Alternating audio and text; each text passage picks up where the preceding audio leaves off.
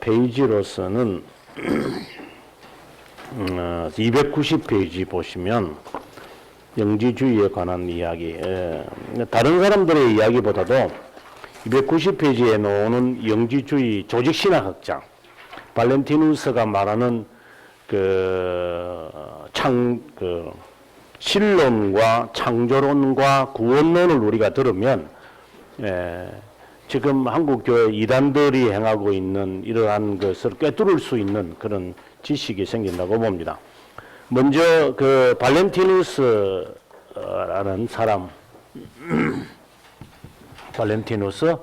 발렌티누스를 보시면 무슨 하나님의 말씀이라든가 그 다음에 뭐 무슨 교부들의 신앙을 배웠다든가 이런 게 아니라 자신의 철학을 가지고 그 위에 이 진리의 말씀들을 이해하는 쪽으로 나갑니다. 그래서 저는 지난번에도 제가 첫 시간에 말씀드렸는지 모르지만 그 철학적 신념을 가진 신앙인들이 상당수가 있을 것이다. 저는 그렇게 생각을 합니다. 그래서 교부들의 신앙과 역사적 신앙이 아니라 진리에 관해서 자기의 이해적 방법으로 해결해 가는 사람, 그 대표적인 것을 우리가 발렌티누스에서 볼 수 있습니다. 이래 되면 이게 이제 어디로 발전하느냐? 이단 쪽으로 발전하게 되어집니다. 대체적으로 이단들이 다 그런 것들이기 때문에 그래서 우리가 이단의 그 오리지널의 모습을 우리가 볼 수 있을 겁니다. 먼저 이게 보면 290페이지 보게 되어지면은 발렌티누스하고 두 번째 패러그래프에 종교 철학가며 영주주의 로마 학파와 알렉산드리아 학파의 창시자고 영지 신비한 지식으로 구원을 받는다는 교리를 가진 종교적 이원의 체제를 만든 자다 이렇게 되어 있습니다. 그리고 좀 더 내려가시면 발렌티누스는 헬라 문화의 중심지인 알렉산드리아 경고에서 철학을 배우면서 영지주의자 바실레이데스를 만났고 그곳에서 가르쳤고 거기에 영향을 받아 신플라톤주의의 매력을 느꼈고 성경에 대한 헬라적 유대 지식을 가미해서 활동을 했다라고 되어 있습니다. 그래서 좀 더 내려가시면은 이 3세기의 문서에 의하면 로마로 이주하여 감독이었던 히기우스와 그리고 당시에 피우스 아래서 눈부시게 활동을 했고 아나체토 때도 활동을 했다. 그러니까 이들이 모르는 거죠. 참 저는 이게 굉장히 안타까운 것인데 이 지도자들이 이게 이제 올바른 신앙을 가진 자인지 그렇지 않는 자인지를 분별을 하는 이 눈을 못 가지고 있는 거예요. 정말 안타깝다는 생각을 가져봅니다. 그리고 이제 291페이지에 가서 로마 감독이 되려는 열망을 품은 그는 140년의 감독직을 넘겨받았으나 가르침으로 인해 정죄를 받고 공동체를 떠날 수밖에 없었다. 감독이 되려는 열망을 가졌다. 아니 솔직히 우리가 교회에서 보면 알지만은 그 직분에 그렇게 연연하는 사람들이 많이 있잖아요. 과연 저는 그걸 정상으로 보지 않습니다. 아니 예를 들어서 뭐 총회장이 되려고 한다거나 뭐 예를 들면 우리 교회를 본다면 그 다음에 뭐 무슨 장이 되려고 한다거나 저희 학교 같은 경우에도 보면은 저도 깜짝 놀랐습니다. 저희 학교에 그 보면 사생회가 있어요. 그 도미토리가 있는데 사생회장을 뽑는데 신대원 애들이 그 그룹을 만들더라고. 지금 제가 말하는 게 신대원인데 그래서 내가 왜 너희들 그룹 만드지 하니까 작년에 무슨 신학교 지방 신학교에서 회장이 되었으니 이번엔 우리가 돼야죠. 그래서 내가 화들짝하면서 무슨 그런 일이 있느냐고. 아이고 그렇게 하면 안 되죠. 제가 굉장히 충격을 먹었습니다. 어떻게 그냥 자연스럽게 만들어지면 그건 당신이 뭐 하시 이런 게 아니라 되고 싶어서 무리를 줘서 그게 제가 볼 때는 정상적인 기독교인가 싶은 생각이 들어요. 근데 그것을 보고 자라니까 이게 정상인 줄 아는 거예요. 교회 가서도 그렇게 하고. 그래서 나는 정말 슬픈 것 같아요. 지금 저는 한국 교회를 바라보면서 이런 그 직분에 대한 이런 연연이 그렇게 강한가? 그래서 나중에 지금은 뭐 저희 교단에 그 이제 제비뽑기를 합니다만은 과거에 여러분 뭐 우리가 잘 아는 저 왕성교의 그 대표적인 그 사람 같은 경우에는 돈을 5억을 쓰고 막 이런 거. 정말 그때 제가 부목사 시절인데 정말 슬픈 것 같아요. 그래서 제가 이제 담임 목사님 모시고 이제 대구 총회가 있어서 이제 총회가 있어서 그분 모시고 갔는데 돈을 받아 오신 거야. 그 캔디데이트 한 두세 명에게서 돈이 조금 둑툭하시더라고. 좀 유명하시니까. 그래서 저희들 보고 먹으러 가자 이래가지고 맛있는 거 먹었어요. 근데 그게 몇백 명한테 주는 거잖아요. 10만 원씩만 줘도 여러분 그게 돈이 얼마입니까? 근데 그 돈이 어디서 생깁니까? 저는 이해가 안 돼요. 그래서 총회에서 우리가 하지 말고 제비뽑기 하자. 또 제비뽑기를 해나니까 또 이상은 또 인간들이 돼가지고 참 그래서 안 맡으면 되잖아요. 정말 참 저는 이런 거 보면서 참 섭섭해요. 목사가 아닌 것 같아요. 그냥 망령된 말인지 모르죠. 가가지고 그냥 한 대씩 가가지고 꿀밤 쥐어 가면서 그냥 다 내쫓고 싶어요. 네. 근데 그런 사람들이 또 다 책임자예요. 다 도장 찍는 사람이에요. 그래서 참 그래 그렇다. 하여튼 그 이단이라든가 특징이 이단들이라든가 이런 거 보면 지난번에 제가 말씀드리지만 이단의 그 영지주의 영지주의의 세 가지 특징을 말씀드렸잖아요. 그 중에 하나가 카리스마라 그랬어요. 카리스마. 예. 그 다음에 두 번째가 금욕적이라 그래서 금욕주의죠. 금욕적이 아니라 금욕주의. 그 다음에 세 번째가 상상적이고 철학적입니다. 이런 것이 있어요. 그래서 뭐 말씀은 정확하게 뭐 이게 맞는지 안 맞는지 그건 잘 모르겠어요. 하나님 말을 하니까. 그러나 이런 현상을 보고도 알 수 있지 않을까 하는 생각인 거예요. 저게 진짜인가 가짜인가. 아무튼 그런 것 같아요. 그다음 발렌티누스는 영주주의 작품 진리복음서의 저자였다. 그 책은 영주주의의 원리를 담은 기독교 바울 신학과 혼동될 수 있다. 이제 나중에 이제 제가 설명을 계속해서 하겠습니다만은 믿으면 좋고 안 믿으면 말지 이런 식으로 이렇게 함부로 제가 그 학자들을 보면서 신학자들을 보면 어떤 이론을 만들어내는 사람들을 보면 믿으면 좋고 안 믿으면 그만두지 이런 식으로 신학자들이 함부로 글을 실거나 그 책을 쓰는 위험도 있는 거죠. 저는 그런 거 보면 화가 나요. 정말. 어떤 그런 무책임한 인간들이 있을 수 있는가. 사회는 그럴 수 있어. 사회는요.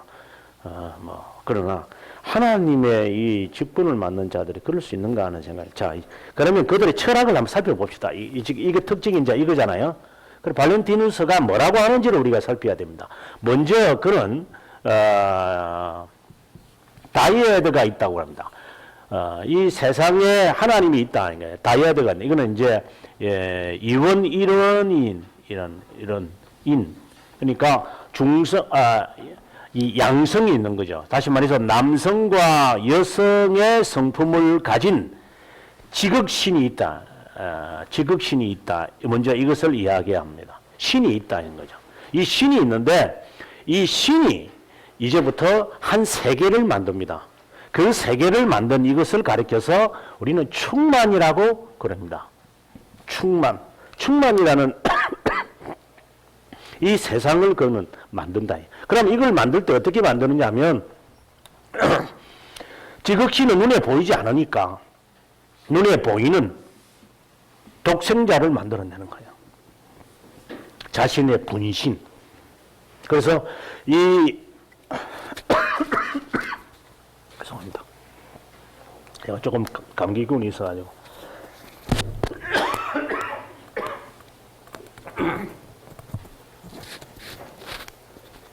이 독생자가 이제부터 이 지극신을 알 수 있도록 이제 세상 사람들에게 표현해내는 거예요. 기독교 진리하고 상당히 유사합니다. 그래서 이 독생자가 이제부터 하나님을 알게 하는 이 지식이 너무나도 고상하기 때문에, 다시 말해서 이 하나님이 만든 이 세계, 충만이라고 하는 이 세계에 사람들이 누구든지 들어오고 싶어 하는데, 그 들어오고 싶어 하는 그것을 깨닫게 하기 위하여서 독생자를 지극신이 만들어낸다는 거야. 이 지극신을 통해서 이 세상을 알 수 있고, 그리고 독생자를 통하여 이 충만이라는 이 세계를 사람들은 알게 되어집니다. 이제 이 독생자가 이제부터 발출하기 시작합니다.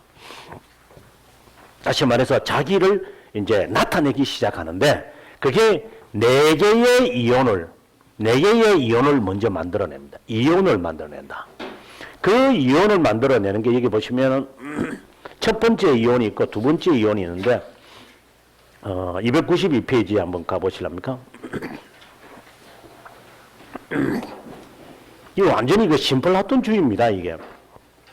첫 번째, 중간에 보시면은 말씀과 생명을 만들어내고, 그 다음에 두 번째 이온이 인류와 교회를 만들어낸다. 그래서 이제 이게 네 개의 이온이 이제 근거가 되는 거죠. 그래서 독생자는 이것을 만들어내고 이 이온이 또다시 이제 만들어냅니다. 그 다음에 보시면은 여기서 8인조가 되어지는 이 이온들에 미치지 못하는 이온들이 탄생한다. 여기서 또 8개의 이온이 만들어진다. 이 8개의 이온이 뭐냐는 그건 말 안 해요. 그냥 8개의 이온들이 그냥 만들어졌다 이 말입니다. 그러니까 상상이죠, 상상. 철학입니다. 그 다음 말씀과 생명에서 10개의 이온들이 만들어진다. 여기서 10개의 이온. 그럼 여기서 12개의 이온. 이렇게 만들어서 다 합치면 몇 개가 되느냐? 다 32이온들이 만들어진다. 그래서 32이온이 이 세상 충만한 이 세계에 들어가 있는 것이다. 이렇게 지금 이야기를. 그런데 저 마지막 부분에 보면 이리하여 모든 30개의 이온들 또는 신의 속성이 완성이 된다. 이것을 가리켜 플레로마라고 한다. 이게 충만이다. 충만하는 이 세상에 들어가고 싶어한다. 나중에 여러분 기독교 강의를 보시면 알지만 우리가 성령 충만하게 해주십시오, 하나님. 성령 충만. 충만이라는 이 의미가 뭐냐, 이거야. 지금 이들이 이야기하는, 철학자들이 이야기하는 것처럼 이렇게 가득 찬 이런 것을 의미하는 것인가? 성경에서 주여 우리들에게 성령 충만 내려주십시오 라고 하는 의미가 마치 기름 탱크에 기름을 넣는 것처럼, 그런 우리가 가득 채워지는 것처럼 그러한 만땅이라는 개념을 갖고 있는, 이제 그런 생각을 했다는 그 자체가 벌써 이런 철학적 상상 속에 그것은 빠져 있는 거죠. 그러니까 성경이 우리들에게 말하고자 하는 의미는 없이 사람들이, 저는 막 화가 나요, 어떤 때는 제가. 개뿔도 알지 못하는 것들이 말이야, 앞에 가지고 말이야, 공부 조금 해가지고, 목사를 해가지고 말이야, 성도들한테 사기치고, 지금 사기꾼들이죠, 이거들이. 충만이라는 개념이 인간적인 그 철학적 용어처럼 가득 차서 힘을 얻어서 주님의 일을 하고 이런 그 개념이 아니죠. 그렇게 되어지면 그러면 그럼 왜 충만이 어떤 때는 이렇게 이게 어디 고갈됐다가 이만큼 내려갔다가 이게 올라갔다가 이게 지 맘대로 왔다 갔다 하는 거, 이게 그런 개념이잖아요. 그런 개념이 아니죠. 여기서 말하는 충만이라는 것은 내가 얼마나 성령에 순종하여 사느냐, 이것을 지금 의미하는 거죠. 내 의지가 하나님 앞에 내려놓는 이 삶이 순종이라는 의미로, 그러고 난 다음에 충만이라는 것을 앞뒤 문맥에서 가만히 한번 보세요, 성경을. 그래야지 이게 이해가 돼요. 예. 예를 들어서 성령의 충만함을 받으라. 때가 악하니라. 예? 세월을 아끼라. 이런 말씀에서, 그리고 너희가 시와 찬미와 거룩한 노래들로 이런 말씀들을 하시잖아요. 그 말씀의 문맥을 가만히 한번 보세요. 내가 얼마나 하나님 앞에서 내 자신이 말씀을 따라서 순종하며 사는 그래서 충만하게 해 주십시오라고 말할 때는 이런 의미를 담고 있는 겁니다. 그런 의미로 이 단어를 초대교회 성도들이 사용했고 성경은 이것을 단어를 선택한 거죠. 그래서 철학이라고 하는 사람들이 만들어낸 개념. 그들도 독생자 이야기하거든요. 그래서 하이델베르크에서 뭐라 하냐면 독생자라는 말을 왜 사용을 하느냐? 답을 내리잖아요. 왜 독생자라고 썼냐? 그것은 그분은 본래 하나님이셨고 우리는 입양된 자이다. 이것에 대한 분명한 개념을 설정하기 위해서 신학의 선배들은 독생자라고 하는 것을 분명히 명시한다. 그러면 이들도 그렇게 설명하잖아요. 지극신이 있어서 독생자가 있다. 그런 개념이 아니라는 거죠. 하나밖에 없는 아들을, 그러니까 이 목사들이나 설교자들이 이런 아들을 얼마나 아플까 이런 말을 하면 저는 소름이 막 끼쳐요. 저런 거짓말을 저렇게 개그 콘서트 하는 것 애들처럼 막 하고 여러분 그것이 그냥 자연스럽게 받아들이시죠. 저는 그냥 막 눈에서 참 정말 나중에 저거 다 하나님께서 기억하셨다가 나중에 하나님께서 보복하시겠지만 그때 저 사람이 얼마나 저거 당할까 저거. 철학적 생각을 가지고 자기가 막 풀어가는 것 대단히 위험한 겁니다. 정말 위험한 것. 그러니까 이런 용어들을 사용할 때 정확한 개념을 딱 갖고 사용해야 한다는 것. 제가 가끔씩 이제 그런 말들을 또 합니다. 그래서 우리가 그 개혁신앙하는 사람들이 가장 잘 쓰는 단어가 의의 정가입니다. 칭의는 의의 정가, 의의 정가. 도대체 의의 정가라는 뜻이 뭐냐? 이거 굉장히 중요한 개념이거든요. 칭의의 개념에서. 의의 정가라는 것이 뭔데? 그래, 앞으로 가서 그분의 순종이 우리의 순종으로 여겨진다는 거잖아요. 그분의 순종이 우리에게 전가되는 것이죠. 그분의 순종이. 그렇다면 그분의 순종이 우리에게 순종으로 여겨지고 전가되고 그것을 의의 전가라고 하는 이유가 무엇이냐면 그분의 의가 예수 그리스도 우리 독생자로 봅시다만 예수 그리스도의 의가 우리의 의로 여겨진다는 것이다. 그러면 순종이 우리에게 전가되고 그분의 의가 전가되고 그러면 자연스럽게 순종이 나와야 되겠죠. 이거 우리 흔히 말하는 성화라 그래요. 의의 전가를 받아들이는 사람은 순종이 나의 순종으로 그분이 여긴다는 거니까. 그렇다면 자연스럽게 순종하는 거 아니에요? 거룩이라 말을 할 필요도 없어요. 그냥 순종하는 거예요, 그냥요. 여기에 무슨 이유를 따지는 거죠? 신자들이. 정말 답답해요, 저는 막. 정말.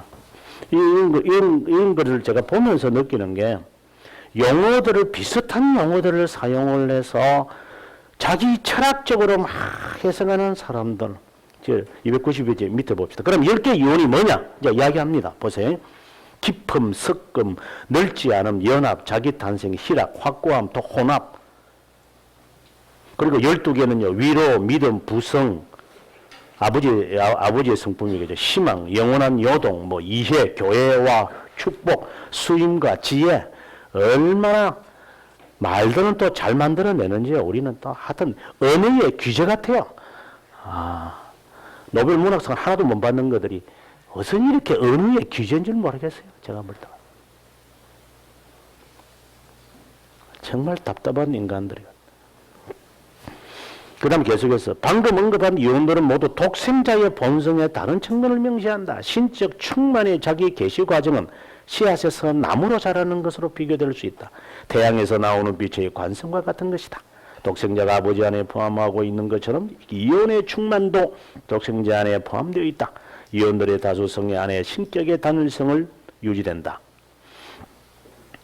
그리고 좀 더 내가 이온들은 함께 신격의 완전한 충만을 구성한다. 30개 이온들은 나름대로 수많은 이온들을 가질 수 있다. 마치 글자와 같아서 글자들이 합쳐 다른 단어들을 만드는 것과 같아 하겠다. 그래서 이것이 또 30개의 이온이 또 만들어지죠. 당연히 만들어지죠.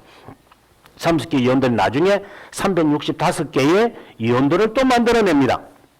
이게 이제 이 충만이라는 것 안에 있는 365일, 1년에 365일이니까 이 365일의 개념을 가지고 또 만들어내고 또 365개의 이온들 가지고 또 사람들이 또 만들어내고 계속해서 우리 흔히 말하는 알을 만들어내는 이런 상상력을 동원해서 사람들로 하여금 진리의 말씀에 가까이 가지 못하게끔 헷갈리게 만드는 이런 현상이 나타납니다. 이게 영주주의 특성입니다. 그 다음에 계속해서 구원론은 어떻게 생각하느냐. 여기에 이온들 가운데서 지혜라고 하는 이온이 있습니다. 지혜는 우리가 알다시피 지식을 사모하는, 지식을 정말 알고 싶어하는, 여기 보면 셋째 줄에 모든 이온은 자신의 원천인 분을 알기를 갈망합니다. 지혜의 신화를 그래서 발렌티누스는 지혜의 신화를 만들어냅니다. 아버지를 알고자 하는 소망이 지혜에 넘쳐납니다.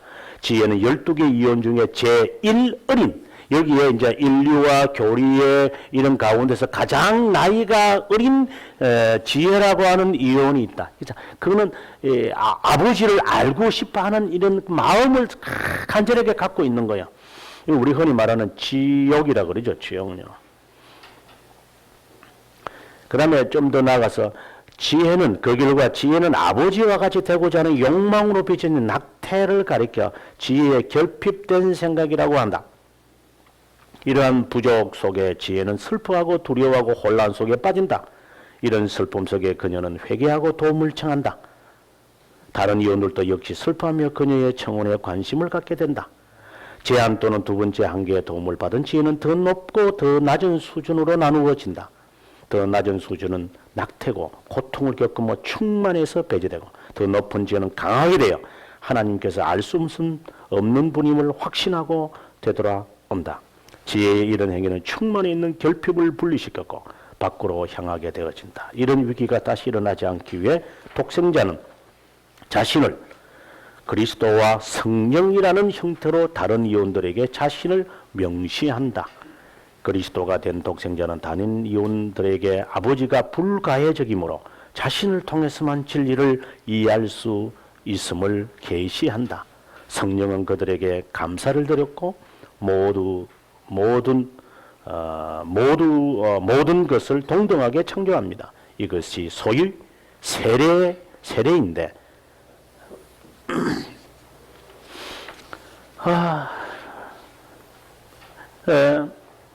독생자가 말씀드렸듯 제가 독생자를 통해서 이런 이온들이 만들어지고 독생자가 지극신을 알고자 하는 사람들에게 자신이 인류를 위하여서 자신과 성령을 보낸다. 그러니까 여기 자신이라는 것은 그리스도를 말하고 그 다음에 성령을 보낸다. 이렇게 말하는. 이거는 성경에 없는 것이잖아요. 요한복음에. 그러니까 그 말씀을 그대로 문자적으로 받아들여서 성령을 보내신다는 것을 이야기합니다. 그러나 이거는 정말 어리석은 해석이죠. 예수님께서 뭐라고 하셨냐면 내가 가면은 성령이 올 것이라고 할 때에 너희가 잠시 후에 나를 볼 것이라고 하는 의미와 같이 집어넣는다면 바로 예수 그리스도 자신을 말하는 거지. 그게 성령이 따로 있고 예수 그리스도가 따로 있는 겁니까? 그러다면 삼신론이 되죠. 그래서 삼일체라고 하는 것이 얼마나 이 개념상으로 하나님에 대해서 생각하게 될 때 우리를 균형을 잡게 만드는 거죠. 그래서 신앙의 선비들의 삼일체에 대한 강의를 대단히 강조했던 거죠. 하나님에 대해서 자칫하면 잘못 생각할 수 있기 때문에. 그래서 이 독생자가 아버지의 명령을 받아서 세상을 사랑하기 때문에 성령을 자기가 보냈고 자기가 바로 그리스도도 보낸 것이다. 이랬지만 그래서 독생자와 그리스도는 다른 거죠. 이건 이단들의 특징입니다.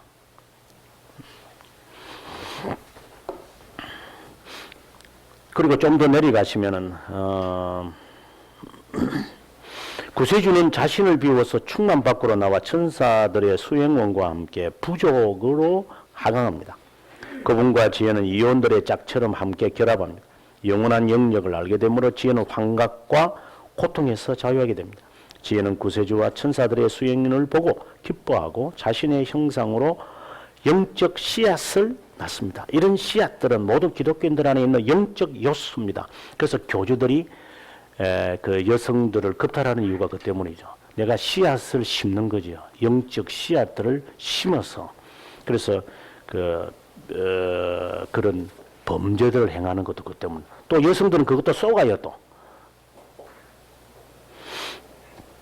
이런 이유로 씨앗들은 교회에 맡겨집니다. 씨앗들은 충만한 가운데 있는 선지한 교회의 형성으로 여겨집니다. 이제 이들이 모이게 되겠죠. 그 씨앗들을 받은 자들이 아니면 모인 자들에게 씨앗을 주든지 뭐 어쨌든 간에 교회라고 하는 이런 단체를 만듭니다. 이래야 지혜에서 나온 세 가지 존재 상태가 만들어진 있습니다. 하나는 무지, 고통에서 나오진 환각, 다른 하나는 무지와 지식 간에 있는 중간 상태의 회개와 기쁨, 그리고 마지막 영적 씨앗이 지혜의 지식에서 나오는 것 등입니다. 여기서 보시면은 제일 먼저 환각, 이 하나님을 알고자 하기 위해, 이 하나님을 알기 위해서 그들이 행하는 세 가지가 환각을 해야 됩니다. 막 정신없이 해야 됩니다.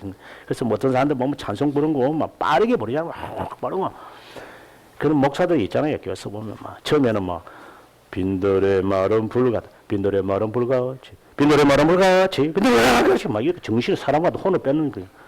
이렇게 사람을 확 이렇게 갖게끔 만들어야 돼요. 좀 정신 차려서 찬송 못 부르는 거예요. 그럼 두 번째 얘기 보시면은 회개와 기쁨, 회를 자꾸만 자신의 죄를 촉구하고 그 안에서 마치 그 희락을 느끼는, 그리고 마지막에서 지식에 대한 욕망을 갖게끔 만드는. 바로 그러한 것들입니다. 그 다음에 영적 씨앗은 성숙해지고 훈련을 받기 위해 물질 세계가 필요합니다.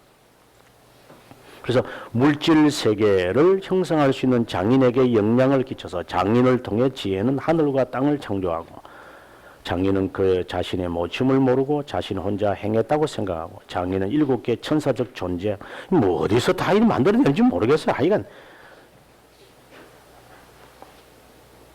저 밑에 좀 더 쭉 내려가세요. 295페이지 밑에 보면 정말 복잡하고 혼란스럽죠. 발렌티누스가 말하는 구원을 간략하게 말하면 먼저 이원론입니다. 세상이나 물질 세계가 악하다고 규정해 놓고 시작합니다. 세상의 기원이나 참된 본질에 대한 신비적인 지식을 소유하는 것으로 구원을 받는다는 겁니다. 바로 그게 영지죠. 그 영지를 알게 되고 악한 육체의 간섭을 받지 않기 위해 금욕을 일삼으면 구원을 받는다는 것이죠. 그다음 페이지 넘어가서 커닝함이 이렇게 이야기를 합니다. 296페이지 갑니다. 두 번째 인용대본, 하나님의 말씀의 지배적 권위를 포기하고 자신들의 이론들과 사색들을 즐기는 것, 모든 주제들, 심지어 가장 높고 높은 모든 주제들을 자신들의 이해, 감정 또는 환상과 성향의 기준으로 삼는 세 가지 모형들 가운데 각자는 다른 시대에 다른 국가들의 다양한 환경들과 역량에 따라 널리 유행되었다. 성경의 어떤 부분들을 독자적으로 거절하고 나머지를 잘 설명하고 곡해하는 것을 본질적으로 구성하고 있는 두 번째 모형은 교회 초대 시대에 일반적으로 널리 유행했다. 이것은 2, 3세기 영주주의자들에 의해서 일반적으로 채택되었고 3, 4세기 만이교도들에 의해서 채택되었고 교회와 연관을 맺고 있지만 오레겐에서는 그것을 매우 근접해 있었다. 대륙에서는 현대 이성주의자들과 신해석자들이 그 뒤를 따랐다. 이거는 이제 현대에 와서 지금 하는 이야기고요. 이런 자들이 특징이 아까 환각이라고 했는데요. 환각을 위해서 이들은 환각을 해야 되니까 환상 중에 빠져야 되고 이렇게 돼야 되니까, 그래서 이 환상을 위해서 그들은 예식을 행합니다. 예식이 있습니다. 이 예식에서 사람들이 이런 환각에 빠지도록 해내려갑니다. 그래야지 사람들이 자기가 이런 충만의 세계에 들어간 단순히 지식적인 거죠. 삶은 아무 변화가 없어요. 삶에 아무 변화도 없고 의식의 변화도 없고 이런 사람들은 완전히 그 구름 위에 사는 사람들 같아요. 그래서 그것을 위해서 자기는 이 금욕주의적인 삶을 살게, 이 육체가 자기를 자꾸만 들여. 그래서 육체가 죄를 짓는 것에 대해서는 아무렇지도 않죠. 그 세상의 법에 어긋나는 죄를 범하는 것을 그냥 육체가 범하는 건데 뭐. 그래서 완전히 이원론적인 삶. 대표적인 거죠. 그래서 이런 환각에 빠져서 영적 세계만 들어가는 것으로 즐기는 사람들. 그런 사람들은 이원론적 삶을 사람들은 산다. 육체를 아주 포기할 것이다. 그러나 칼빈주의는 아다시피 그 근로에 굉장히 관심이 있기 때문에 그래서 중상계층에서 막 이것을 발전시켜서 결국은 우리가 말하는 덫치가 만들어지게 되는 것도 그 때문에 우리는 달라요. 삶 이 자체가 비록 불법이고 부정이지만 그 안에서 지혜롭게 최선을 다해서 살아야 돼요. 어기서는 안 돼요. 그러나 이러한 발렌티누스가 이야기하는 영지주의의 이 개념은 항상 영적인 것에만 관심이 있고 육적인 것에는 거부하고 그래서 이 맛을 계속해서 보려고 환각의 이 예식을 그들은 아주 거창하게 합니다. 웅정하게. 예식으로 굉장히 아름답게 하려고 합니다. 저는 어릴 때 그 예배를 드릴 때 그 아이들이 그 어린이날 되면 아이들이 쪼록 나와가지고 어버이들에게 노래 부르고 저도 그랬거든요. 저는 어릴 때 지금도 생각이 나요. 저는 참 싫더라고요. 손 모아가지고 막 달장일 땡땡 하면서 다리 야 그 무릎 꿇어 무릎 이렇게 하고 막 이러는 거 저는 어릴 때 지금 생각나 굉장히 창피스럽더라고. 저는 그런 노래 부르는 거 정말 싫어서 앞에 나와가지고 왜 그랬는지 모르겠어요. 지금 와서 생각하면 그거 좀 조수겠나 하는 생각이 제가 들어거든요. 그러한 그 모습들은 정말 아기자기하고 정말 보기는 좋겠지만 그거하고 뭔 관계가 있어요? 그런 예배 시간 안 해도 되잖아요. 굳이 예배 시간 해야 돼요? 이런 것들을. 그치, 그런 것들을 나와서. 그건 좀 슬픈 것 같아요. 하나님께 드려야 하던 이 예배 시간에 아이들이 나와가지고 뭐 하는 거 모르겠어요? 뭐, 저희 교회는 변명되지도 않지만 저는 시키지도 않습니다. 그거 해야 될 이유도 없으니까. 자, 이 영지주의의 발전과 영향, 이제 만이교 보시면은 지금은 사라진 것이지만 초대교회 그 종교를 추정하는 자들은 시리아, 북아라비아, 메소포타미아, 페르시아 등지로 퍼져나갔다. 만이교에 관심을 갖게 되는 것은 북아프리카에서 그것의 영향을 받은 아우구스티누스 때문이다. 아우구스티누스가 본래 신플라톤주의자이기 때문에 만이교와 상당한 유사한 것이 있는 것도 사실이죠. 만이교는 그것을 만든 만이라는 사람의 이름에서 비롯되었다. 만이는 정경을 갖고 있는 종교다. 파편적인 작품이 지금 현존하고 있다. 한마디로 말하면 이원론입니다. 만이교들의 특징은 이원론이면서 동시에 297페이지 두 번째 패러그래프 보면 선택자들과 평신도들로 구분하고 있다. 엄격하게 그 선택자들은 독신주의, 체벌주의, 채식주의, 청빈, 복음 전도와 같은 종교적 규율을 보다 잘 준수하는 사람들. 평신도는 섬기는 자들이다. 교권제도가 나중에 만들어지겠죠. 그래서 항상 영지주의가 만이교로 바뀌어져서 만이교로 넘어오면 이런 그 우리가 흔히 말하는 성직주의가 나가는 거죠. 성직주의. 지난 시간에 제가 잠깐 말씀을 드렸지만, 지난 시간에 제가 메시아닉 주의에 대해서 말씀을 안 드렸군요. 예. 성직주의가 만들어집니다. 이 성직주의가 굉장히 위험한 것은 구약 성경에 있는 대제사장 또는 제사장, 이 신약 성경에 와서 그리고 오늘에 와서 목회자다. 이렇게 사람들이 하는 것을 우리가 대체 신학이라 그러잖아요. 대체 신학. 과연 그렇습니까? 예. 그러면 구약 성경에 그럼 11조는 그럼 지금에 와서 무엇으로 바뀌었는가? 어떤 거는 그대로 지키고 어떤 거는 다른 거로 바꾸고 왜 그러죠? 구약 성경에 뭐 레위 지파가 뭐 아껴들고 막 번쩍번쩍 뛰었다. 그러니까 우리도 한다. 그럼 레위 지파가 그러면은 일하지 말고 그 사람들이 내는 11조를 가지고 살아야 된다면은 그러면 목회자들 그럼 레위 지파라고 한다면 그럼 일하지 말고 그냥 그 교회에서 주는 것만 먹고 살지. 아니죠. 대체 신약이라는 이 말 자체가 말도 안 되는 이야기들을 또 하고 있고 그 다음에 성직주의라고 하는 이 말을 가지고 대체 신학의 형태를 따서 구약 성경에 있는 이러한 모습들을 지금의 모습으로 우리가 바꾸어졌다 이렇게 말하는 것도요. 이게 다 정말 이거는 자기들이 만들어내는 것들이죠. 네. 네. 구약 성경에 있는 제사자장의 이 의미나 뭐 예를 들어서 뭐 11조가 나왔습니다만 11조 아니면 등등의 여러 가지 이런 요소들을 우리가 어떻게 해석을 해야 되느냐가 답이 나와야 되죠. 결국은 예수 그리스도를 향한 모든 답들이잖아요, 이게요. 그런데 이것을 대체하는 것으로 그냥 물질적인으로 대체하는 것으로 다 받아들인다면 이거는 안 되죠. 이런 대체 신학들이 유행을 하는 거야. 또 그런 목사들이 또 너무나도 많고 이 세상에 정말 그냥 화가 날 때가 있어요. 화가 나지만 어쩌겠어요. 그냥 같이 가면 되니까. 뭐 인생 조금 더 살다가 한 30년 살다가 가는 거니까 뭐 30년 뒤에 다 뭐 영원토록 뭐 불구덩이 속에 들어갈 거니까 참아야지 뭐 30년 동안. 나중에 불구덩이 갔으면 좋겠어요.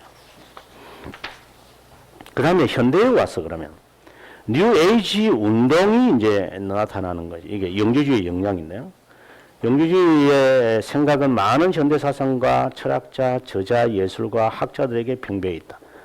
그 예로서 프란체스코 파트리치, 그 다음에 윌리엄 블랙, 그 다음에 칼라인 스토크하우젠, 심리학자 칼 융, 영주주의와 칼 융에 관한 관계를 알기 위해 조직신학 연구에, 이건 뭐 제가 글 쓴 거 한번 읽어보세요. 하는 거. 헨리 나우엔 등도 마찬가지다.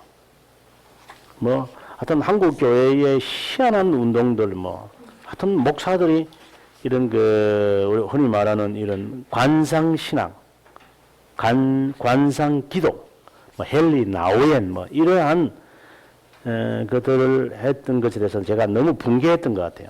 298페이지 밑에 가서 그러면 뉴에이지 운동과 영주주의 간의 그 관계를 우리가 보면 제일 밑에 1945년에 나일강 상류에서 낙 한마디 문서가 발견되면서 영주주의의 영향은 해를 거듭할수록 우리 삶에 영향을 끼치고 있다.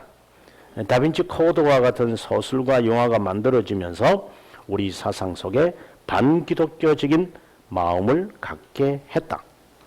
그 다음에 이제 쭉 넘어가서 이제 사진을 보시면은 이거 낙 한마디에서 발견된 영주주의다. 그러면은 왜 제가 낙 한마디와 뉴 에이지 무브먼트와 영주주의를 연관을 짓느냐 하면 여기는 제가 아마 설명이 안 돼 있고 뒤에 가서 수도원 운동에 가서 제가 아마 이걸 설명을 하고 있습니다. 나중에 보게 수도원 운동에 가서 제가 이걸 설명을 합니다. 자, 어디에 나타나냐면은 저 뒤에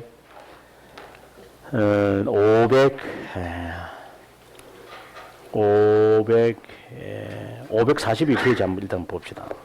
542페이지에 가서 제가 지금 수도원 운동을 이야기하면서 수도원 운동의 이야기를 하면서 합니다. 자, 548페이지 특별히. 자, 548페이지 지도가 있죠. 이게 지금 그 위에가 그 깔때기 같이 생겼지만 위에가 델타고 오른쪽에 조금 있는 부분이 홍해고 쭉 보시면은 수도사들이 활동했던 안토니우스가 활동했던 지역, 그 다음에 파코미우스가 활동했던 지역, 파코미우스라는 사람도 안토니우스도 다 초대교회 수도사들인데 파코미우스에 의해서 공동체라고 하는 말이 만들어졌다. 전에 제가 한번 이런 말을 한 적이 있었습니다. 본래 그 전에는 파코미우스가 등장하기 전에는 개인들이 모여서 그냥 개인들이죠. 뭐 개인들이 모인 것도 아니고 그냥 개인들이 은자로 살았습니다. 은자로 그 대표적인 사람이 바로 안토니라고 하는 사람입니다. 안토니우스. 그 다음에 이 은자들이 이제 그룹을 형성합니다. 그래서 시노바이트라고 그럽니다. 이 공동체라고 하는 말입니다. 이 공동체. 이 은자들이 이제 두세 명씩 이제 모이는데 이것을 시작한 사람이 파코미우스입니다. 그래서 이제 지도에 있는 겁니다. 그래서 이제 은자들이 이제 공동체를 만들고 이것이 나중에 발전하면은 이게 수도원 운동이 됩니다. 이게 수도원 운동으로 발전합니다. 예, 그건 나중에 이제 설명할 거고. 자, 시노바이트인데 시노바이트들이 있을 때 이제 누구냐? 지금 아다나시오스라고 하는 분이 이제 추방을 당했고 그들을 이제 방문합니다. 밑에 있습니다. 333년 아다나시오스가 그를 방문하여 사제로 수임하려고 했으나 파코미우스는 도망갔다. 아리우스주의를 반대하는 데 활동하고 있다고 여겼기에 아다나시오스가 방문했다고 여겨집니다. 아무튼 사막에서 거의 40년 동안 캐노바이트 또는 시노바이트 공동체를 이끌다가 역병에 걸린 후 주님의 부르심을 받았다고 여깁니다. 파코미우스가 세상을 떠난 후 공동체는 갈등을 갖게 됩니다. 구파를 이끄는 데오도레와 신파를 이끄는 호로시에 시우스 간의 갈등입니다. 데오도레가 세상을 떠나고 호로시에 시우스도 387년에 세상을 떠난 후 더욱 심각해져서 와해되고 맙니다. 개에 가르는 노력도 있었지만 허사였습니다. 404년 시에로니무스는 그들의 규율과 파코미우스의 서신들을 라틴어로 번역했습니다. 이로 인해 우리는 파코미우스가 서방교회에 알려졌다고 여깁니다. 또 하나 잊지 말아야 잊어서는 안 되는 것은 영지주의 발전과 영향에서 설명했듯이 파코미우스 공동체 사람들이 영지주의 문서를 읽고 있었다는 겁니다. 바로 이게 이제 아주 큰 문제입니다. 지금 아다나시우스가 이 파코미우스 여기에 지도자였던 파코미우스를 찾아가서 사제로 임명하려고 했을 때 이 사람이 도망갔다 그랬어요. 그리고 이 사람이 죽고 난 다음에 시노바이트는 완전히 이게 와해됐다고 했어요. 근데 그들이 도대체 뭘 가지고 묵상하며 지내는 것이었던가 하고 보니까 영지주의 문서였다. 이 말이거든 지금요. 계속해서 봅니다. 그들이 거했던 곳에 지도에서 보듯이 타벤리시를 비롯한 여러 장소였다. 그렇다면 여러 장소였고 1945년에 발견된 나그 하마디가 발견된 곳은 불과 10km도 떨어지지 않은 것이었다. 그렇다면 당시 파기하라고 명령했던 영지주의 문서가 나그 하마디 문서라고 여길 수 있다. 그래서 뉴에이지 운동은 나그 한마디 문서가 발견되면서 시작한 영지주의 부활이다. 카리스마 운동이죠. 내가 하나님이 되고자 하는 이 운동.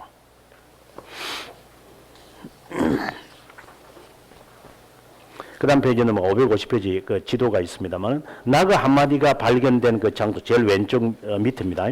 그 장소와 그리고 타벤리시 바로 우리가 방금 이야기했던 파코미우스들이 그 캐노바이트, 시노바이트 그런 자들이 거했던 장소 강 건너면 바로 그 장소입니다. 파괴를 했는데 이 사람들이 파괴를 했죠. 당연히. 근데 이것이 약 1500년 동안 이 문서가 세상에 발견되지 않았습니다. 영지주의 문서는 없었습니다. 그래서 사람들은 영지주의가 어디로 갔느냐 만이교로 갔다고만 생각했지 문서가 없으니까. 그러니까 4세기 이후부터는 영지주의 문서가 존재하지 않습니다.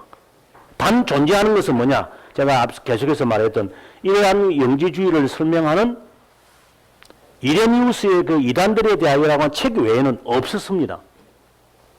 그러다가 45년에 여기 발견되자 사람들은 굉장히 의구심을 가졌죠. 만약에 발견된 이 영지주의 문서와 이레니우스가 지금까지 우리들에게 설명했던 이단들에 대하여서 영지주의와 다르면 어떻게 됩니까?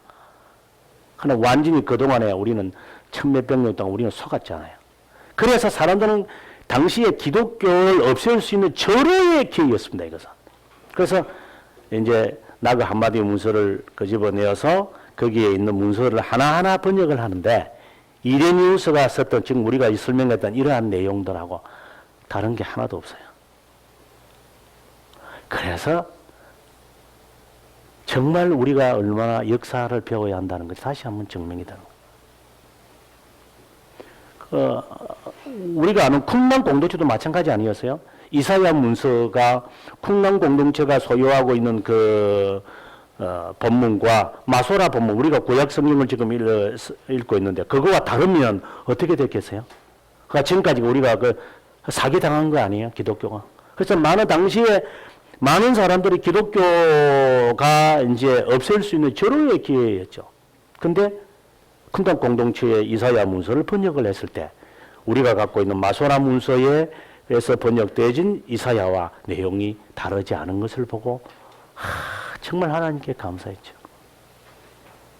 지금 우리가 하는 이야기들은요 다 사실입니다. 안 믿으면 나중에 이제 어려움을 스스로가 이제 나중에 이제 스스로 당하시면 되죠. 그래서 지금 이러한 현상들은 기독교가 지금까지 이야기해 오면서 이런 신앙 가지면 안 된다 해왔던 것이고, 이걸 방지하기 위해서 우리가 할 수 있는 것은 뭐냐? 하나님에 대해서 정확한, 여기 지금 하나님에 대해서 이상하게 설명하니까 하나님에 대해서 분명한 설명인 삼위일체에 대한 분명한 이단을 규정할 수 있는 가장 중요한 크라이테리어가 중거 기준이 삼위일체론이다. 그리스도의 신성과 그리스도의 인성의 이 두 관계를 정확하게 해석이 되어져야 한다. 이것이 심의하면 언제든지 사람들은 영주주의와 같이 그것의 영향을 받아서, 철학의 영향을 받아서 사람은 이단으로 빠진다. 거짓된. 그래서 신앙의 선배들이 이 삼위일체를 그렇게 우리들에게 강조했는데 삼위일체에 대해서 뭐 설명을 하라면 제대로 설명하겠어요? 정말 답답한 사람들이죠. 그래서 삼위일체에 대한 설명에 대해서 이제 우리가 이제 이야기되어야 되고, 이것을 다 간파했던 당시 초대교회가 이제 핍박이 끝나고 난 다음에 이제 313년에 밀라노 칙령이 있고, 이건 밀라노 칙령이죠. 밀라노 칙령이 있고, 그 다음에 330년에 이제 수도를 이제 콘스탄티노폴리스로 이제 옮기고, 그 사이에 325년에 이제 니케아 이제 종교회의를 이제 개최해서 그동안에 흩어져 있던 이 기독교를 다 모아서 이걸 좀 해결해야 되겠다, 이제. 너무 중구난방으로 되어 있는 것이 많으니, 그래서 약 380명의 당시의 교회 지도자들이 한 자리에 모여서 논의했을 때 제일 먼저 거론되었던 게 뭐냐? 이 삼위일체론이었죠. 하나님에 대한 이 신앙이 바로 성립되어져야 한다. 그래서 니케아에서 삼위일체론이, 정통 삼위일체론이 아타나시오스가 이야기하는 삼위일체론이 정통이 되어졌다. 그러다가 또 381년까지 이 삼위일체론을 반대하는 세력이 가만히 있지 않으니까, 그래서 무력을 이용을 해서, 그리고 황제들을 이용을 해서 아타나시오스 같은 사람을 죽이려고 했고, 뭐 살해까지 하려고 했고, 그 다음에 많은 정통의 이 삼위일체 사람들을 다 추방시켰고, 그래서 약 60년 동안 이 니케아에서 결정되어진 정통 삼위일체의 이 설명은 온데간데 없어졌고, 그래서 타협이 막 일어나가지고 심지어 아리안주의가 등장을 할 정도로, 그렇지만 381년에 다시 이제 콘스탄티노폴리스에서 종교회의를 개최하면서, 이게 이제 이름이 그대로 오는 거죠. 여기서 종교회의를 개최해서 여기에서 결정했던, 니케아에서 결정했던 아타나시오스의 이 신앙을 다시 정통으로 인정하게 되어지는 것을 통해 삼위일체 가운데서 그리스도의 신성을 확립하고, 그 다음에 431년, 451년에서 그리스도의 인성에 관한 사상을 정립하고, 결국은 삼위일체 논쟁, 단성론 논쟁이지만 결국은 뭐냐? 그리스도의 신성과 그리스도의 인성을 확립하는 것이죠. 그래, 이 신앙을 확립함으로 이제 이단을 이제 판단할 수 있는 정확한 크라이테리아가 증명이 되는 거죠. 이제 그래 설명해보라 하면 돼. 간단해요. 그러니까 지난번에도 늘 한 말이잖아요. 나는 저분의 뭐 메시지가 뭔가를 잘 모르겠지만 삼위일체 한번 설명해 보실래요? 그 설명이 틀리면 교회 다니지 마세요. 그건 가짜 교회니까. 하나님도 모르는 인간이 뭔 힘이 앉아서 설교를 하겠어요, 지가. 하나님을 알지 못하면서. 그럼 뭐 했노, 그러면 삼위일체에 대해, 하나님에 대해서. 이런 설명을 하나 해주세요. 그러니까 다 한번 설명해 주세요. 1차 얘기, 2차, 3차, 4차에서 어떻게 해서 신앙의 선배들이 정통의 신앙을 정립을 했나요? 하나님에 대해 내가 믿고 따라야 할 하나님이 어떤 분이시나요? 영지주의식으로 철학적으로 설명하지 마시고 신앙의 선배들의 생명을 내걸고 당시에 수많은 사람들이 죽으면서 만들어 이렇게 성경적으로 만들어냈던 조성을 했던 그거 나에게 설명해 주세요. 그럼 설명을 못한다? 그럼 사기꾼이죠, 그러면. 그런데 우리는 미련이 있죠. 그래도 그래도 그럼 같이 가세요. 그냥 그거 신경 쓰는 거 필요 없어요. 하나님 나라 가는데 인종으로 갑니까? 인종으로 저쩌고 이번에 제가 그 다음 페이지 302페이지 보면 사도신경 또 사도신경에 이게 또 에 대해서 사람들이 이거는 로만 가톨릭의 영향을 받은 거니까 이걸 하지 마라고 합니다. 이런 말들을 또 사람들이 해요. 304페이지에 가보시면 사도신경에 관한 이야기들을 제가 자세하게 지금 이야기하거든요, 제가요. 그래서 이번에 가서 제가 전주에 가서 이걸 제가 말하려고 합니다.